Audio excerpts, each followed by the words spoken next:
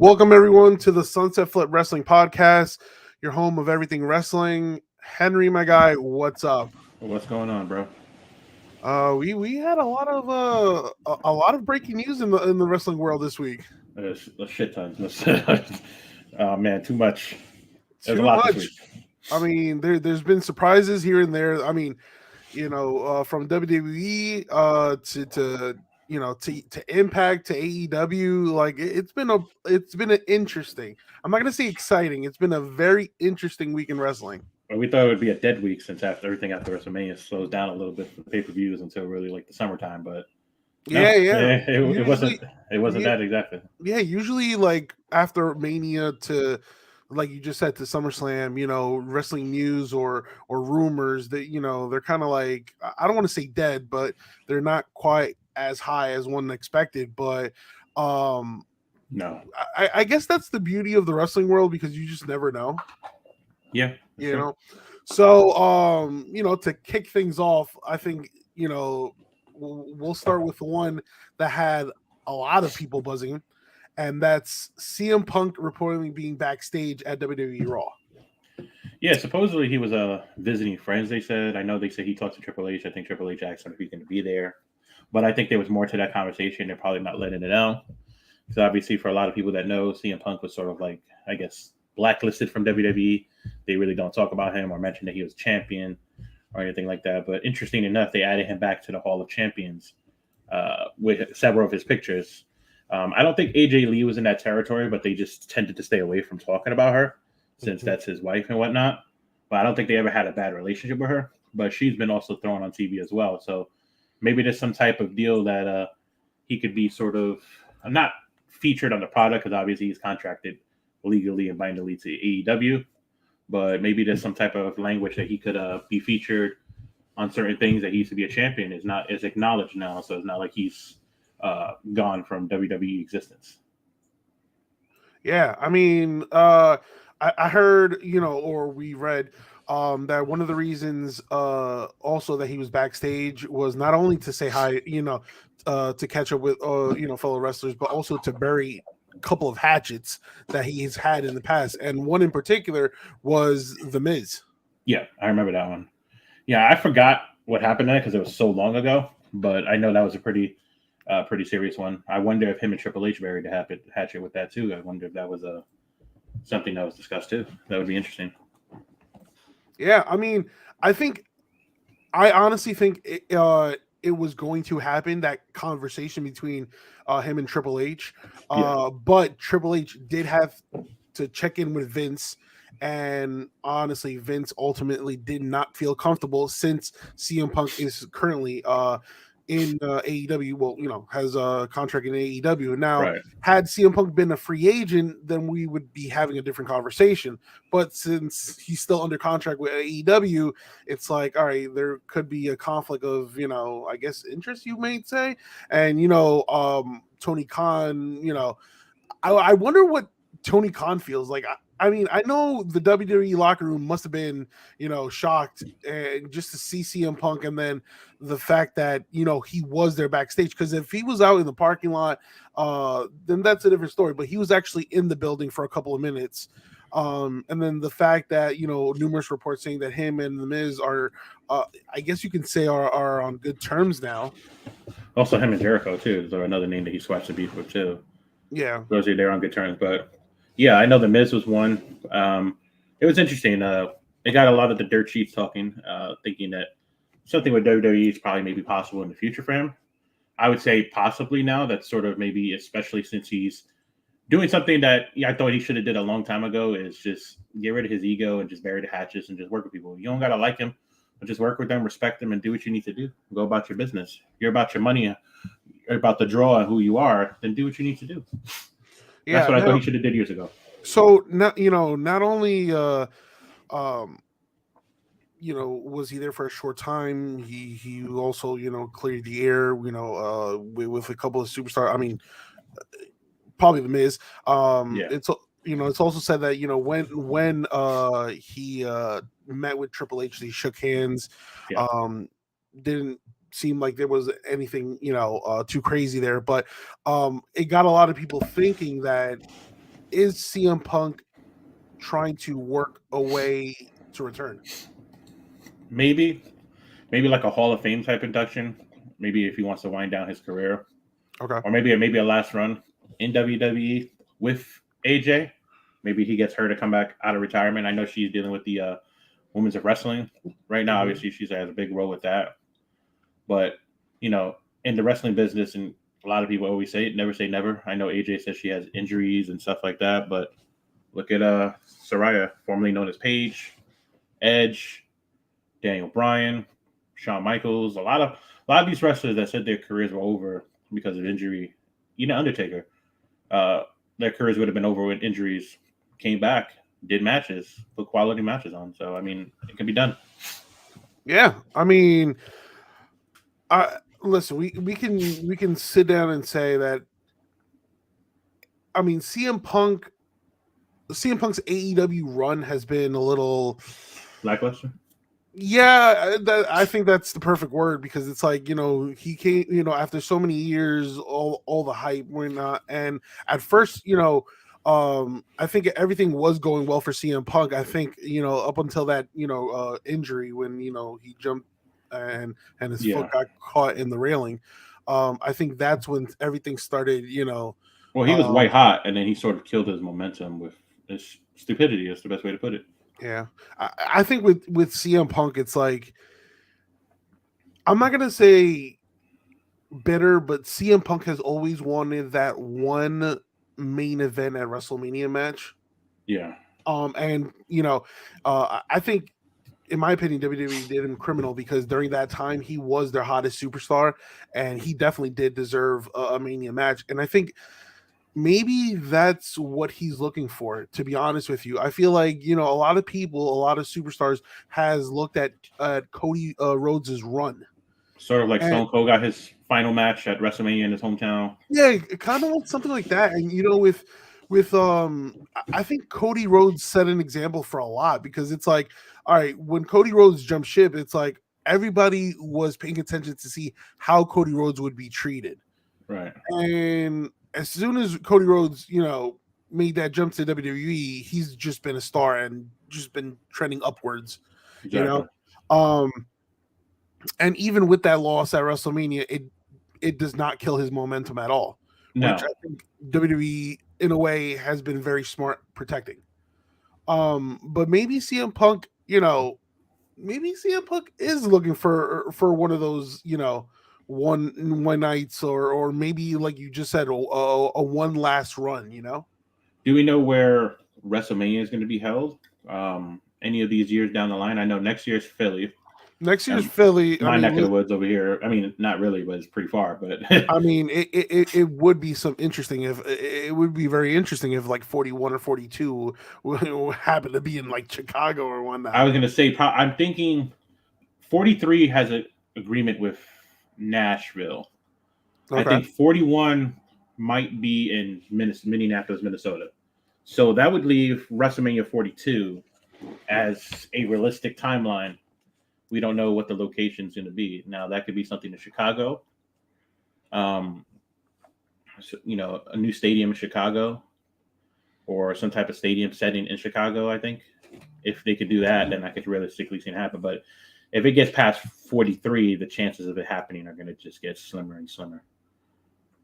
Yeah. And to be honest, again, these are just That's five, rumors. 6 years, 5, 6 years down the line. We're talking. Yeah. So And again, these are just again rumors because CM Punk is still under contract with AEW. correct. And also, AEW is coming out with the new show Collision, and CM Punk is supposed to be the main star for that show. They're doing So, sort of their own soft brand split. yeah, exactly. Which I think that's the best way going forward, for AEW, because there's just a lot of talented superstars in that roster that need screen time. But Well, that's not dark or elevation that they show on YouTube, and a lot of people don't right, watch right. as This much. is So this is like their own version of Raw and SmackDown. So correct. it's gonna be Dynamite and Collision. Um, but nevertheless, it kind of sucks. Before moving to the next topic, it kind of sucks because it would have been so it would have been intriguing to see if Vince let CM Punk stay longer than expected to. Well, I don't think he was mad at him. Like I said, I think now maybe they sort of buried the hatchet, which is a good thing. I think for his future, for his closure, because obviously he needs that closure. Granted, both parties were messed up to each other. Obviously, WWE fired him on his wedding day and did all that grimy stuff. Obviously, maybe Triple H and them could apologize for it and said, "I'm sorry, that was low blow, blah blah blah, this and that." But CM Punk wasn't innocent, perfect little person either. He made things a lot difficult, a lot of difficulty with a lot of things there, working with people, things he said, how he rubbed people. So if he's atoning for that and WWE's atoning for it, I'm all for it for the future. Maybe, like I said, maybe a Hall of Fame induction down the line. And one last run, kind of like similar to like Rey Mysterio in a way. Yep. But I think it would be bigger because obviously CM Punk would be CM Punk is a bigger draw. We move on to WWE's Draft Day 1 recap. For those who don't know, the WWE Draft Day 1 took place yesterday on the episode of SmackDown. Right. With some interesting moves. We'll break down each pick. Well, I will say this before we even break it down. Obviously, for fans who don't know, obviously they're in the process of rebranding all the titles. They're going to sort of stick away from color branded titles and go with more of the neutral branded titles. Oh, thank God. Yeah, exactly. And probably change the name of the title. So, the Universal title will probably still stay, but it's going to be a completely different look. Supposedly, the rumors are out there, dirt sheets everywhere. There's a new undisputed championship design for Roman Reigns. Supposedly, they're dropping the women's title from the women's championship and just calling it something different. The other rumor is, I don't know how true or to verify it, is that the NXT Women's Championship and the Women's Tag Team Championships are going to be combined into one title defended across 3 different brands. Is a rumor I've heard that might be feasible because I don't think they have enough tag teams in both areas to do that. But now if you do it that is cross-branded, you sort of promoting yourself and promoting everybody else. And maybe the North American title might be a title also that's defended on all 3 brands too, to give another title some recognition and can be defended on both brands as opposed to all 3 brands, as opposed to just being exclusive to one brand. Yeah. You just mentioned some of the rumors on the titles, and then one rumor that I read was the tag titles. So they might be going to the way the Ruthless Aggression was with the world which was the World Tag Team Champions and then the WWE Tag Team Champions. And honestly, that's the way to go. And we need new straps for the titles because those titles are ugly. Those are they went the color. They went the color branded. But my thing is, like, we're not really now. If we're going to really do a brand separation, brand split, where supposedly they said they're going to have exchanges. I mean, trade and stuff like that. I don't think there's going to be exchanges. I think it's going to go back to the old school days of trades. You need to have titles that are exclusive to the brand, but not color titles. You don't need, different color titles. Oh, this is the Raw title, this is SmackDown title. Granted, I like the universal color with the blue and everything like that, but I'd rather go back to traditional, just the regular black strap. Neutral. Of course. Neutral, you can have whatever plate colors you want, whatever. Obviously WWE is big on the big W in the middle. And I just feel like they need more, I guess you could call it creativity, because when you have both, for example, both women's, right? It's the same title, just different color. So the rumor for the women's title is they're going to have the same name as the men's titles. So it's going to be whatever title Bianca gets and whatever title Rhea gets. Because obviously, going into WWE Draft Day 1, Soto, I'm going to let you start off with that. But obviously, there was some interesting twist in there. So go ahead, Soto. Yeah.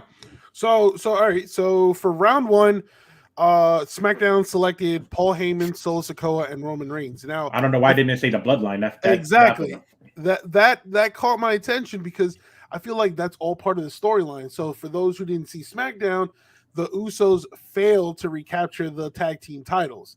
Now, I feel like that's going to be incorporating into this bloodline storyline because it's like, all right, what's going to happen now with the Usos? Because you already know that Roman Reigns is not going to be happy, and Paul Heyman kind of seemed to hint that the Usos' time with the bloodline could be coming up because Roman Reigns' patience has been running kind of low. Yeah, it's interesting. I hope they, like I said, I hope they don't rush the story with the bloodline and just make it a thing. But I did find that unique that they didn't say the bloodline drafted to SmackDown. They just mentioned those three. So obviously, they also just a note out, they're going to push Solo to the moon. Obviously, so well deserved too because he's was absolutely really good wrestler in I think in time we're going to see him with a mid-card title. And in time, I think also just to throw that out there. Remember, there is another couple of Samoan wrestlers out there. Jacob, one of the other ones, is a rumored name to be coming to WWE at some point too. Obviously, I think he's wrestling in the Indies right now. I'm not sure if he does Booker T's promotion and a couple other ones, but he's a good one too. So that could be another. There's so many future bloodline people. I just think this stems back to Cody Rhodes' promo to Roman Reigns when he said, "Well, Jay, you're gonna leave. Jay's gonna leave you, and then Jimmy's gonna follow, and then Solo's gonna leave." So it's kind of like a foreshadow in a sense. Exactly. And then from what I got from that is that they're gonna run Cody Rhodes and Roman Reigns back at WrestleMania, but this time Roman Reigns won't have the bloodline with him. No. This is where he truly loses because I sort of got if Roman Reigns wins, then I'm just gonna probably lose it.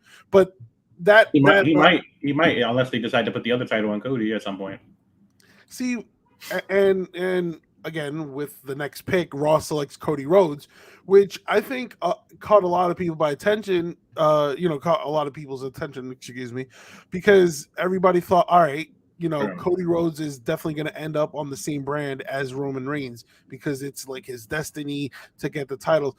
And I just feel like, and as soon as Raw selected Cody Rhodes, everybody thought, Cody's going to be the next, the new world heavyweight champion. Right. I really don't think so. I feel like this is all a big storyline that Cody Rhodes will find his way back to Roman Reigns. Exactly. It's just going to be that long road where it's like Cody Rhodes has to go through all these obstacles and hurdles to get to Roman Reigns. Now, I hope this doesn't mean that Cody Rhodes is going to win the Royal Rumble again. Yeah.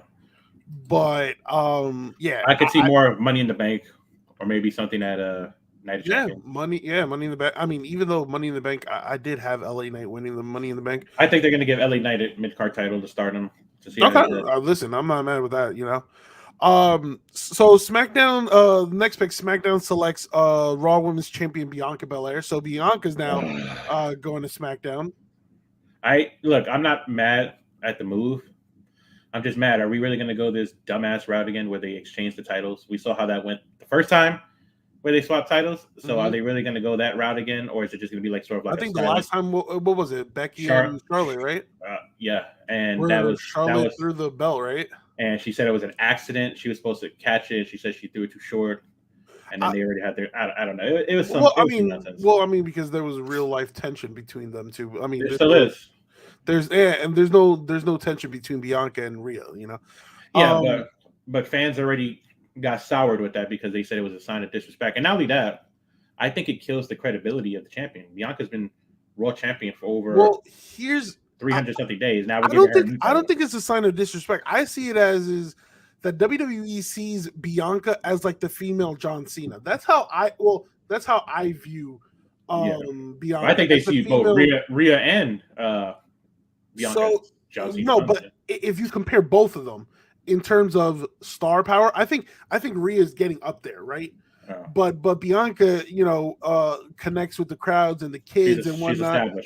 So she's already like the female John Cena, and it's crazy. Like, in NXT, she was known as somebody who always came up short and never won. So imagine exactly like she was sort of like and John she Cena. Never won the NXT title. No, she never had a run. It's curious. I'm curious though if they do this thing where they abolish, the women's tag team titles, name the women's Universal, Raw and SmackDown titles. They change the names. I'm curious if in the future down the line, like you know how now the NXT stars work the main roster works the NXT sometimes. Yeah, I'm curious if Bianca one day say I need to get that NXT championship around my waist to cement my legacy as champion over. it's possible. It's I possible. wonder. It's possible. Very possible. Because that's the one title that she had so many shots at and always slipped away. So Yeah, I'm curious. I mean, it's a Um, good pick for SmackDown. I'll be honest with you. And the last pick of round one, Raw selects Becky Lynch. No surprise there. You kind of have to balance the star power there. Well, I think we So, can predict, who's going to stay on Raw now with Becky Lynch staying on Raw. Obviously, her real life husband, Seth yeah, Rollins. yeah. Obviously, they keep couples together in WWE. From what I told boyfriend, girlfriend, and couples. And keeping couples, which to my surprise, I thought they were going to split. But to start off round two, SmackDown selected the Street Profits. Yep, I sort of knew that. I was telling my wife, I was like, oh, are they going? Because she's like, oh, you didn't think I know the day. I was laughing yesterday about it, but I was like, yeah, if they split them up, I'm assuming they're going to keep Montez on one, and then put Angela on the other. But no, they kept them together. So yeah, I think it's a good call. I think it's a good call. I was worried, but I think it's a good call because they need to get them a championship tag team title run before they split them up. Yeah. Or maybe a couple reigns, honestly. So with that being said, I think this was probably one of my favorite selections. Raw selects Imperium. I called that. Remember, I said they were going to probably swap brand. Yeah. All three members, WWE Intercontinental Champion Gunther, Ludwig Kaiser, and Giovanni Vinci. So all three guys of Imperium are going to the Raw brand. Also, the Intercontinental Championship is now on Raw. Yeah, I mean, if you're really looking at how it's shaping, I feel like we're being teased with like a Ruthless Aggression 2.0. I do, and I feel like we're going to see on Monday coming up a lot of the factions either staying on the same brand or moving. So remember, we still got LWO that hasn't been gone anywhere. Judgment Day. There's so many. I wonder what faction is going to split. Yeah, I mean, listen. I think if I'm not mistaken, before Max and Male Models is another one that's going to be drafted today, so we'll know if they're going to stay on SmackDown or go on Raw. They've had some funny skits to sort of break up the action. It's been pretty entertaining, so I'll be curious to see where they go too. And Otis and Alpha Academy too, because remember they're also involved with them too. Yeah, that could be a future faction right there. You mentioned like possible factions being split up. I just thought like that could happen with Judgment Day, and I think a couple of weeks ago there was a interview with Finn Balor, and I'm not sure if it was like on the bump or whatnot, but they had Finn had teased about getting a new member, right? So his friend JD McDonough, that would be a perfect fit. That I honestly think that would be a perfect fit. I was just piggybacking on something that you said earlier, and I thought about with Roman Reigns being drafted to SmackDown, and you brought up something interesting, and we both did about them not saying the bloodline. What if, hear me out, Roman Reigns is so mad with the Usos, he goes to Raw and SmackDown executives and tells SmackDown not to draft the Usos as punishment, and lets Raw draft them. Yeah, I that thought was going through my head as soon as they lost. I mean, I knew they were losing anyway, but as long as when the whole bloodline didn't get drafted, I was like, maybe the Usos are in fact going to Monday Night Raw. I'm thinking that, and then he's going to say it along the lines of try to bullshit it. Him and Heyman are going to sort of keep close knit. But I will say this: I know they're building up Solo. Watch for Solo in the future because that's their brother. So at the end of the day, Solo is gonna. And not only that, you saw the cold stare that Solo gave to the Usos after they lost. So I don't know. I don't know. I think he's always with the Usos at heart. I think in the beginning it's sort of going to be like a thing where he stays with Roman no matter what, but then he's going to slowly build into where he's just going to do the Umaga Samoan spike right to Roman, and that's going to be a good match. Yeah, that's going to be a banger. Whatever that happens. So to close out round two, SmackDown selected WWE Hall of Famer Edge, and Raw selected Matt Riddle. Yeah, I mean, so Edge goes back to the brand that that he made kind of famous. Edge was known to be a SmackDown guy for the longest, so he goes back to SmackDown. I don't know if that means we're gonna get another Edge versus Roman Reigns. I mean, Edge has teased that this is probably his last year. I would say I would probably see it happening down the line. Maybe he won't win, but he'll damn Yeah, sure make sure himself looks good. Probably like a career versus Yeah, And there's a lot what do of you think? What do you think about Riddle? Riddle's a mystery to me because great wrestler, over with the fan, but it's just his history of a lot of different things happening. Obviously, I know WWE abolished the, 3 strikes you're out rule. For a lot of those who don't know, I think that rule was gone. But I think that in order for Riddle to succeed, he just has to get some type of momentum with a big run. I think him being paired with Kevin Owens and them was great for the Bloodline storyline, but I think that realistically he sort of needs to hold his own. And one person I'm going to throw out there, obviously, I don't think he's on the draft thing. He's sort of going to be a free agent and some point come back. And I think there's unfinished business as them as a tag team, but also for them to flip would be Randy Orton. Because I think that it is important that they put some closure to RK Bro. But also, I know Randy Orton loved being a face this time and being super over as a tag team. But heel Randy Orton is par none one of the best Randy Orton versions out there. That's my honest opinion. I think that we need to go that route and see what happens. Yeah. Round 3, we have SmackDown selecting Bobby Lashley. Right. Raw selecting Drew McIntyre. So called that one too. Yeah, 2 powerhouses. Now, I think we did mention that we prefer Drew McIntyre to return. So we haven't seen Drew McIntyre in a while, so he's gonna be a heel, but he has to be the it's setting up for that triple threat match that everybody's been talking about for months. Seth Rollins versus Drew McIntyre versus Cody Rhodes for the new WWE title exclusive to Raw. It depends. It depends. Because I see McIntyre's not coming back unless he gets in that championship thing. That's WWE just needs to just bite the bullet and say, all right, you're in the triple threat match. And he's going to be feuding with them for a while. Well, here's what idea came to mind, right? I only saw 2 people, if I'm not mistaken, if I'm completely not mistaken, look at the WWE World Heavyweight Championship, right? And that's Seth Rollins and I think it was Finn Balor. Yeah, the first. I'd say run it back. Remember, when they crowned the first Universal Championship, it was a match between Seth Rollins and Finn Balor. So I'm going to say this. If they do that, decide to run it back, we know how history obviously repeats itself, whatnot. And I know, obviously, everybody says, yes, Rollins deserves a championship run. And I definitely 1,000% agree. But we all know, realistically, Rollins and Cody Rhodes and Drew McIntyre are probably 1, 2, and 3, 1A, 1B, 1C, top choice to win that title. But what a hell of a swerve would it be for Judgment Day, who they're pushing to the moon right now, pushing them to win championships. What better way to have anything than have your leader as the world champion?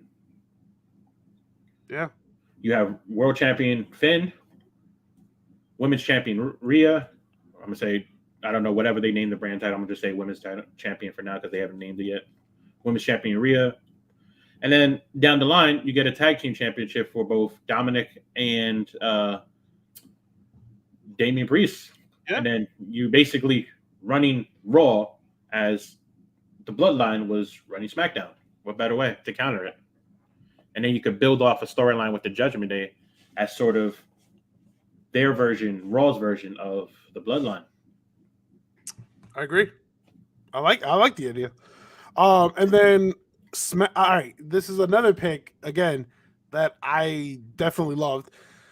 SmackDown selects the OC. All members. AJ Styles. Returning AJ Styles, yep. Yeah, we're returning AJ Styles, Luke Gallows, Carl Anderson, and Mia Yim. And to be honest, don't forget the Michin. yeah. And then to close out Raw, Raw selected The Miz. I mean, with Raw selecting The Miz Miz, is a Raw guy always. Not only that, since it's on the USA Network, They're Miz not gonna let him go. yeah, Miz and Maurice. Show's actually pretty funny for those who don't watch it. I actually watch it. Miz and Maurice. It just makes total sense. Now with SmackDown selecting the whole OC and the segment they had yesterday on SmackDown, kind of like running through. Did you notice that with Maurice was on the graphic for the draft thing? I wonder if that's a thing. I don't know if anybody caught that. She was on the graphic for the eligible people for night 1 of the draft. She making a wrestling. I mean, I prefer her to be a manager, right? The Mrs. Manager or something like that, or a valet. You know what I'm saying? But and she won a couple titles in her day, so I mean, yeah, no, I'm saying, but her best wrestling day. I mean, unless she's been gearing up for a return, which I highly doubt. But no, yeah, at this point, no. Yeah. So, what do you think about the OC? I mean, based on the segment yesterday on SmackDown, they kind of look. I don't know, like WWE is really pushing the OC. Well, they just quickly squashed the Viking Raiders. Well, yeah, I hate the fact that they squashed the Viking Raiders, aka the War Raiders, man. Any other team, freaking team, just a bullshit team. You had to squash one of the teams you've been building up. I'm just gonna say this: that Viking gimmick got to go. I'm sorry. They need to just go back to the War Raiders, and then you could have Sarah Logan, aka Valhalla, now with them. That's fine. Obviously, they need to repackage them somehow. I don't know how they're gonna do it, but it's sad. But I did like the OC's gear. They all had like matching gear and whatnot. Now it wasn't like different. They all had the same color schemes, different looks, of course, because it's unique to them. But even Mia Yim had gear with them, so they're going full blown OC. Obviously, the question is, everybody's mind: are they going to be faces, or are they going to be heels?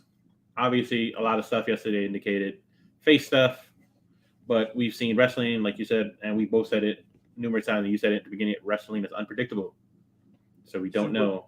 Yeah, so we don't know if they're going to be faces or heels, and who are they going to be fighting and going after on the roster? That's the question. Yeah, you're right. Well, that remains to be seen, and we don't know. We don't know if I mean, we saw a little bit of them yesterday, but we don't. Are they faces? Are they heels? Right.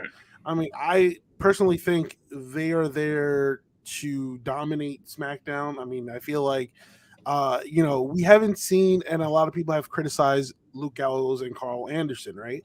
Because but we were waiting for their leader AJ Styles to return. They had no plans for them because of AJ Styles' injury. Yeah. So then we have round 4, the last round. SmackDown selected all 3 members of Damage Control, which I thought was surprising because they kind of teased tension between them 3. Yeah, exactly. So this reunites Bayley with Michael Cole. Oh, God. That's pretty funny though. Raw selects Shinsuke Nakamura. Good pickup there. I mean, Karrion Kross will probably come to Raw. I think he needs a fresh start. SmackDown selects the NXT Women's Tag Team Champion Isla Dawn and Alba Fire. I like that pick. That was an interesting one. And I like how they're both together. I really like this tag team. I really do. That was interesting because that means either A, they're going to relinquish the titles, or B, they're going to have the titles defended on the next NXT show or whatnot. So as they were drafted, they were challenged by Chance and Carter. That means more than likely Chance and Carter will probably retain unless they go up to the roster too. It just doesn't make any sense. I feel like they might pull double duty till the next pay-per-view. Well, it's till Backlash, so that's the Bryan stuff doesn't. No, I'm saying like I feel like they'll do double duty until the next major NXT event. That's a very good question. Is it in sometime in May? And then you could drop the titles there, but they've been having such a dominant run so far as a tag team, and they just captured the tag team champion, so it makes no sense if they dropped it. So it's an interesting pick though. Shawn Michaels is pissed though. Yeah, no, well, if he was pissed, then he must be fucking livid with Raw selecting NXT Women's Champion Indy Hartwell. Yeah, so Now, that was an interesting one too. now that one I'm 50-50 about, because I told you that was going to happen, though. I told you. I'm 50-50 about that, because I feel like, all right, She might pull double duty too. Indy, yeah, exactly. Indy just won the NXT Women's Championship, so I'm like, all right, like, but she's injured right now, supposedly with her right, ankle. right, yeah, that was a, and we'll speak about injuries very shortly, but like, I'm excited because the potential of her teaming up with Candice is there, and that's And another bring it back the way. right, that's another tag team for the women's tag team division, so that's great. But and also one for the men's too if we get Dexter Lumis and Gargano. Exactly. So I mean, that's the good side. The bad side is she might drop that title, and she I think it's won that title. I think it's guaranteed that they might do like an injury angle where she has to relinquish it. I would probably do that. And I don't know what they're going to do with Dawn and Alba Fryer, but I will say this: if they do something, it needs to happen soon. Yeah. Maybe have them go after the women's titles against Raquel and Liv Morgan. I know they're actually having a good reign too, but yeah, what so better far, way? What better way to do that? You can sense like there's more focus in that, in the women's tag team division, and I hope it continues. I mean, Triple H loves tag team wrestling, so yeah. So I mean, if you pair up Indy Hartwell with Candice, then that makes a lot of sense. Now just the question becomes, there's questions about Indy Hartwell's reign as NXT champion, and also Isla Dawn's and Alba Fire's reign as a women's tag team champion. So we'll see what happens. I think they're gonna combine some type of title. I could see the NXT and the main roster women's title being combined to somehow, like I said, yeah, and being defended across the. I think that would make the most logical sense. You would have both those teams face each other, and the winner is the champion, because then that way you have sort of a future title feud right there. And then you establish teams, because, like I said, they want to push Raquel to the moon too. So I don't know if they want to make her a solo star again at some point, or what they plan on doing. But yeah. One topic that's been kind of picking up in the last couple of days is the amount of NXT injuries that's been piling up. Last episode of NXT, we saw Indy Hartwell kind of mess up her ankle after Tiffany Stratton hit what was it, like a moonsault moonsault, and just the way Indy caught her, the ankle got caught, and she was now seen with a walking boot, but she's not the only. Pretty gruesome, yeah. Like when you first saw it, it happened so fast, but when you saw the replay, the slow motion, it's like the way it got caught. And then there's also other people with serious injury. So we saw injury angle, but she's actually really injured. She has a torn ACL, Sol Ruca, so she's going to be out for months. Yeah. We saw that a mystery person kind of like beat her up, and that's also an interesting development. I kind of want to know who this mystery person is, because this mystery person has been used to attack people who are currently going through real life injuries. So yeah, Sol Ruca is another one with a torn ACL. Added to the list of Nikita Lyons and a whole bunch of other wrestlers. Right, and now word is going out that they're kind of blaming the strengthening coach. Yeah, they say that. I saw that. They said that they're saying that he's making them do a lot of extra different things that they shouldn't really be doing, and different things like that. I think he's going to be on a tremendous amount of heat right now for all these injuries that are going on. Granted, I'm not saying he's not doing his job and this and that, but something has to change, or something has to be done if all these injuries keep happening. It shouldn't be happening. That's hurting the brand. Rumors went out there that there was more people injured, but obviously a lot of the NXT superstars went on social media and debunked it. Yeah. And whatnot. But we don't really know what's going on with the EW injuries happening. Yeah.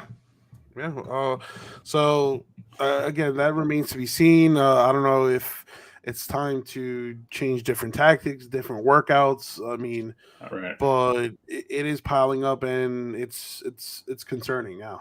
Yeah, one thing I forget to mention. This is about the draft. I don't know if you mentioned it. One notable name I think we both forgot to say went somewhere was Bobby Lashley went to SmackDown. No, I mentioned it. Okay. Yeah, I mentioned it. I went through all the picks. Yeah. Uh, Bobby Lashley so was going to be an interesting one for SmackDown. I forgot to mention that before. yeah, He had a hell of a run on Raw. Hell of a run. So that's going to be good. that probably means Brunson Reed follows. Yeah, I think so too. And that means Austin Theory will probably go there too. Just because of the title, obviously by proxy. Just to relate on the NXT injuries, obviously NXT is looking a little thin right now because of all the injuries going on, especially the women's division is getting hurt. It makes me wonder if they're going to start relying on more of the NXT up superstars, the ones that are up and coming, and start giving them a little bit of a shine. We know they got Lola Vice down there. They got a couple other people down there. So it makes me wonder if they go to the accelerator round and say, hey, we're a little short on the roster, so we're going to give you a little run to see how you do. Or it makes me wonder if they're going to scout for free agents. Well, they said there was a hiring freeze, but then they said it's not. But at this point, if injuries keep piling up between the main roster and the regular roster, you might have to. They're going to have to. You're going to have no choice. Yeah. So we go to All Elite Wrestling, and I think this was one that shocked a lot of wrestling fans, and that is Roderick Strong debuting for All Elite Wrestling. This caught absolutely everyone off guard. People from WWE. I mean, it's shocking because we were all under the impression that Roderick Strong I guess Dynamite is done. Yeah, we were all under the impression that Roderick Strong was still WWE bound, was under a WWE contract. They were just not utilizing him. So he's been gone for a while, apparently, they said. Yeah, I mean, it's been, I think, approaching a year, almost a year. I think he said he wanted to nurse injuries he had and take a break. I think from what they said, he was let go early sometime last year. I forget when they said. I think it was after the last time he was seen on TV was basically his goodbye. Yeah, because there was rumors that he was not granted his release, but I guess obviously his last. And you know what? It's kind of interesting because that's the last we heard of Roderick Strong, that he requested his release, it was denied, and then we just didn't hear from him. And then obviously there was an injury angle where he was taken out by Kemp, and he went to the ambulance, and that's the last we heard of him. There's another team that requested release too recently too, like Roderick Strong. They were also denied, but supposedly they're going to be granted it. The Schism, yeah, right? Yeah, I don't know if they were granted it or they're just doing the 30 days and then being granted it. I have no idea, because like a week after they were granted, after they requested it, they showed up on NXT. But going back to Roderick Strong, it's like nobody had any indication. Nobody, like, there was no reports. Like, everything. We had a feeling, but we never knew because they said, like you said, you know what? Like, everything was kept real quiet, and there's some type of report. WWE released Roderick Strong and blah blah blah. There was nothing. Nothing. Yeah, there was absolutely nothing. Maybe there was some type of agreement that they worked out that it was just going to be sort of like a silent, goodbye, whatever. Yeah, and so now the fourth member of Undisputed Era joins AEW, making the save for those who missed it. The Jericho Appreciation Society were beating down Adam Cole. Then Bandito and Orange Cassidy try to make the save. The numbers game took over, and then all of a sudden Roderick Strong appeared. After saving the three individuals, Roderick Strong and Adam Cole hugged it out. So reuniting them two, and then we're waiting for Kyle O'Reilly, who's dealing with his own injuries. Yeah, he'll be back hopefully soon. And Bobby Fish is in between. And then Bobby Fish is like in between because he had a lot to say when he left AEW. But I feel like Tony Khan will bring him back because, listen, the Undisputed Era was the best. I'm not gonna say one of the best. Was the best faction NXT has ever done. Yeah, I agree. I'm not going to disagree. So what did Bobby Fish say about AEW? Just refresh my memory. I'm trying to remember exactly what he said because it was a while ago and I forgot. I know it's some pretty interesting things though. I know he took several shots. I think it was at, I want to say CM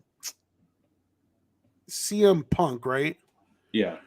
But about the mixed martial arts, yes. Right. And then I know that there was like a whole dispute regarding financials, right? Yeah. Okay, I think I remember a little bit now, yeah. Yeah, and I think that was the main reason. But I know, like, after he left AEW, he had a little bit to say, and I guess that could always be water under the bridge, and yeah, exactly. So he could always come back. So there's optimism, for him to return. Yeah, I'm curious to see if they go. So remember how we mentioned on AEW they talked about the Bullet Club Gold, right? Yeah. I'm curious how many people are going to be in the Bullet Club Gold, because I'm curious if we're going to get a Bullet Club Gold, which could be XYZ members, we don't know, versus a super elite. I'm going to say super elite, which is you get, obviously Adam Hangman Page back in there. You get the Young Bucks, Kenny Omega. Then you're talking about Adam Cole, Kyle O'Reilly, Bobby Fish, and a returning Roddy Strong. Now you're talking about a super faction versus super faction type feud, which would be good which would be awesome for AEW, and something we haven't seen in a long time, where you had two big factions battling out for supremacy. So I think that would be, and that's the thing, you're starting to pile up all these factions. Yeah, exactly. You have the BCC still there. All you have to do is just add one more at least one more wrestler to that group, right? Which they will. Yeah, which they will. But I think they're good. I think they're good now. With Yuta, Brian, Claudio, and Mox. Yeah. Yep. And then that is a good signing for AEW. It was completely under the radar that nobody knew about. It was shocking. So that's the kind of stuff that wrestling needs. So I'm all for it. And kudos to him for taking his time off to get himself better and come back. Definitely. Yep. Then Tony Khan has announced the Owen Hart Cup is returning, the tournament. Also, don't forget, we're also getting Forbidden Door too. Another one. Yeah. So this tournament will be taking place at Forbidden Door. It also will take place at Double or Nothing. So last year it was Britt Baker and Adam Cole who won it. Yep. This year, well, I mean, once the participants are announced, then we can make a prediction. But the fact that these events will be taking place in Canada just is that much more meaning to the whole tournament. So definitely looking forward to that. Any predictions on who you think would possibly win the Owen Hart thing? It seems like they went with the boyfriend girlfriend type angle for the win last time. So I'm curious to who you think would. I really see, that's the thing. I really want to see who are the participants. Well, if you could just think without thinking of the participants, obviously we know we have to see who participates, but if you could take a guess, who maybe? We gotta wait for the participants. Obviously, this is just our guess and our honest opinion, but I have two names in mind. I just want to see, curious who yours are. Okay. Unless you want me to do mine and then you think about it. Yeah. You can go first. All right. So mine's obviously they're doing this whole 4 pillars thing of AEW, right? So I'm gonna go Sammy Guevara on the men's side, but he's gonna be established by himself. And for the women's side, I'm gonna do his real life wife, who's coming back from injury and who wants to establish herself. Obviously, if you've seen the AEW show, obviously she wants to get back to where she was. Tay Mello. Obviously, since they're going back with the route of couples winning the Owen Hart Cup, that's my guess if they're a couple. Now, there's a lot of couples in AEW, But I picked those two obviously because Sammy Guevara is competing for something big. So that's my guess. That would be my thing. Obviously, we don't know if he's going to be in it, but that would be my Okay. honest guess. Just going by based on the theme of last year with the couples. So, All right. I'm going for the men's side. All right. So you mentioned pillars, and I was like, all right, you know what? I kind of need. It gave me an idea. So I'm going with Jungle Boy on the men's side. I feel like, you know, he needs a big jump. You know, he's always been hit throughout his career. In AEW, it's been tag team with Luchasaurus and whatnot. And once that team broke, that's a we good one saw too. potential of him being a single star, right? Correct. And I feel like this would just add more star power to him, you know. Correct. I think so too. Kind of like help him elevate to that main event level scene. So Yep. I feel like Jungle Boy would be a good candidate to win. To piggyback off that, obviously a lot of wrestling fans know who Jungle Boy's real life girlfriend is. So since we both did threw out names, if you threw out his real life girlfriend, who is Anna Jay, and you put her in the Owen Hart Cup, it would actually be a pretty interesting feud because you think about it, you get the two pillars, Jungle Boy and Guevara, fighting against each other. And then you get two of the best friends, which in real life are Jay Mello and Anna Jay, which we've never seen. Mm-hmm. So that would actually be pretty good booking, I think. You got two potential feuds right there. And for somebody who's been coming out lately and talking more and trying to get in more in their zone for Anna Jay, yeah, that would. Well, I'm going a different route with the women's. I have a feeling who you're going to go. I just want to say. I'm going a different route. And it's a mysterious route. Oh, shit. I already know. I'm going with Julia Hart. I knew it. Yeah. And not because of the whole last name. No, just because of how she's been winning and on this streak. Exactly. That's another one who's been on a winning streak, and she has the character down pat.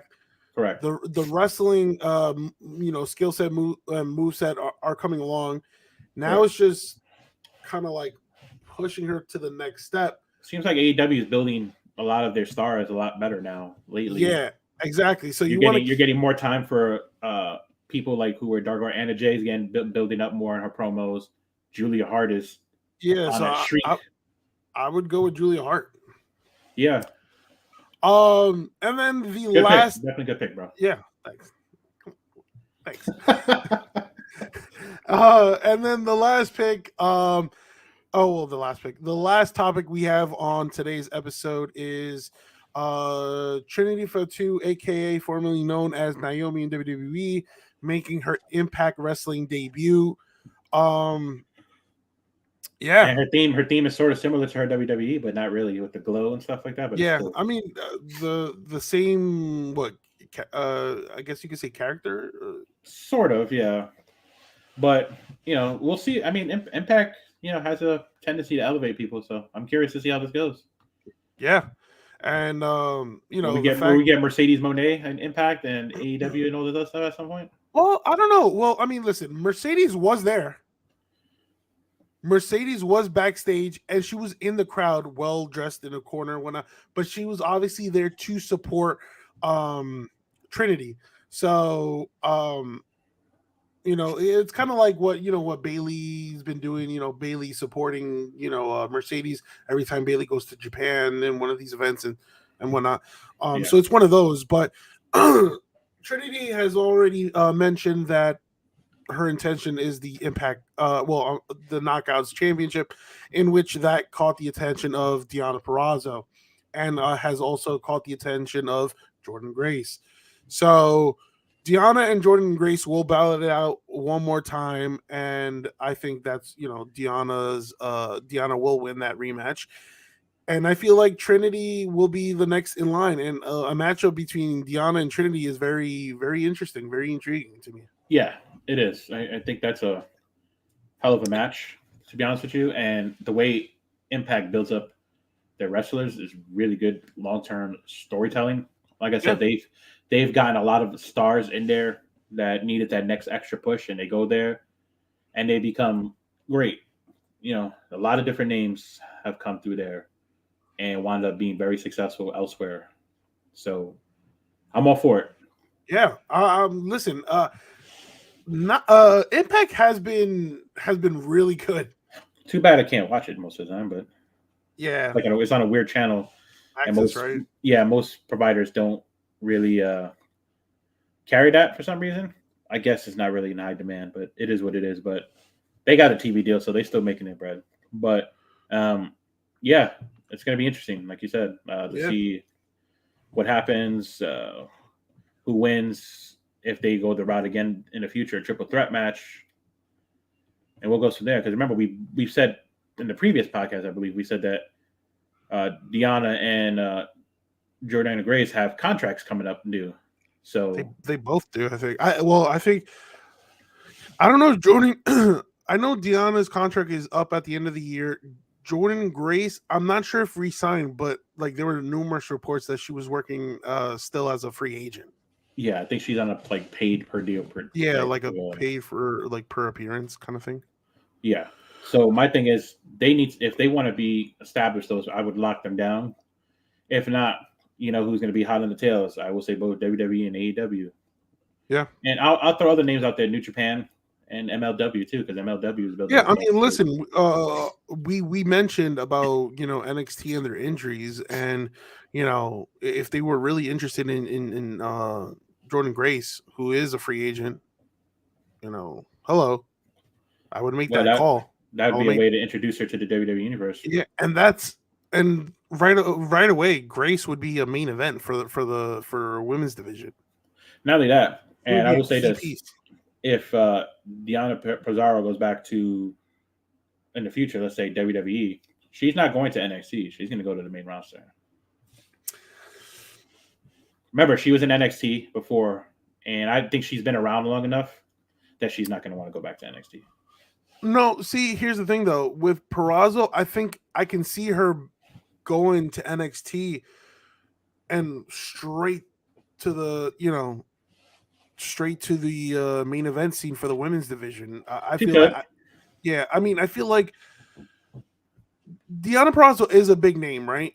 My thing is for other people, right? Casuals. If you put her like in the main roster, she's not going to get the same reception or reaction as she would as opposed to NXT. Yeah, I feel like casuals will ruin it, and I'd be like, yeah. But that will do it for this this episode.